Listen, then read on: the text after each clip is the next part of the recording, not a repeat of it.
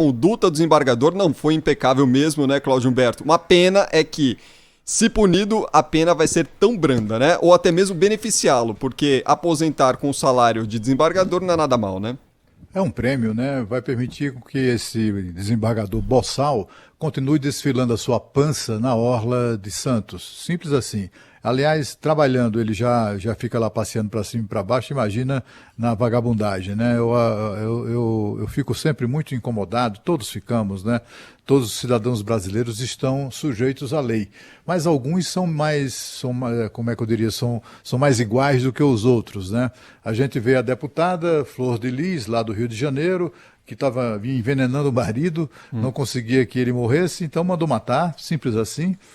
E é tudo provado, depoimento inclusive dos próprios filhos contra ela, e ela não pode ser presa porque é deputada, né? Uma assassina não pode ser presa porque é deputada. E a Câmara valoriza isso, vai levar um tempão para deliberar sobre esse assunto, se vai permitir ou não permitir que ela responda na primeira instância portanto, liberando-a para que a polícia e a justiça possa prender.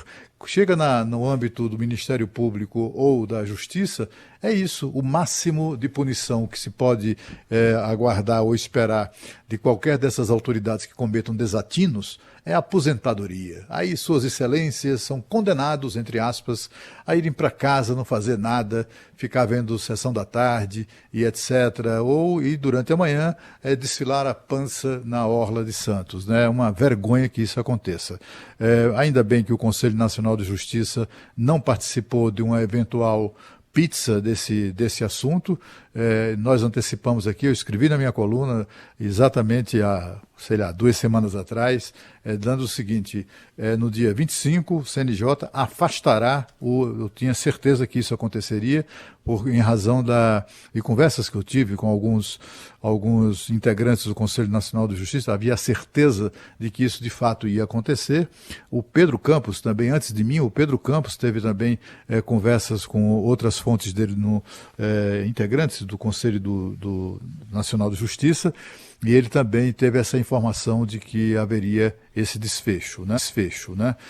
Foi, portanto, aberto o procedimento administrativo disciplinar, e o CNJ fez o que o Tribunal de Justiça de São Paulo não fez, aliás, vergonhosamente, não afastou esse desembargador. Muito pelo contrário, o manteve lá naquela folga que eu fico muito impressionado. O cara é desembargador, ganha, né, uma baba.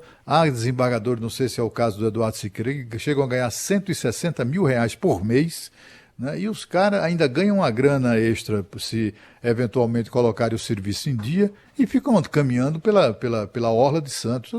De fato, eu não entendo essa lógica, mas de qualquer maneira a gente fica aqui na torcida, na expectativa de que esse não seja o 43º caso de pizza envolvendo o desembargador Eduardo Siqueira. É bom lembrar, sempre bom lembrar, que ao longo da sua magistratura ele já respondeu a 42 processos administrativos semelhantes. Todos os 42 acabaram em pizza. A gente espera que esse que ganhou dimensão na opinião pública, foi flagrado em vídeo, não acabe dessa maneira, né? Acabe com punição e, de preferência, com demissão, sem direito à aposentadoria antecipada. Aliás, talvez esse seja o grande ponto positivo nessa história, né, Cláudio? Apesar das penas serem brandas, mas é uma questão legal, enfim, de leis, enfim, que não permite uma punição exemplar, né? Deveria ocorrer neste caso, porque desembargador, o juiz, ele tem que dar o exemplo, ele tem que ter a postura dele fora ali dos tribunais, tem que ser a figura imaculada, né? Mas a questão é a seguinte, o fato positivo, se a gente pode tirar dessa história, é justamente o fato do CNJ ter pego para ele esse julgamento, análise desse caso. Talvez não resulte em uma penalidade muito grande, mas vai dar um suador aí para o desembargador ter que se defender, enfim, vai dar uma dor de cabeça ali para ele. Pelo menos isso, né? Pelo menos isso, e não cai no conselho aqui do Tribunal de Justiça de São Paulo, que a gente, como você citou, são mais de 40 casos, todos arquivados, e se ficasse por aqui, a gente tem quase que absoluta certeza que cairia, mais uma vez, dentro do corporativismo que existe dentro do judiciário aqui não só de São Paulo, mas de todo o país, que passa pano aqui, passa pano ali, bota na gaveta mais um processo, como no caso do desembargador, né?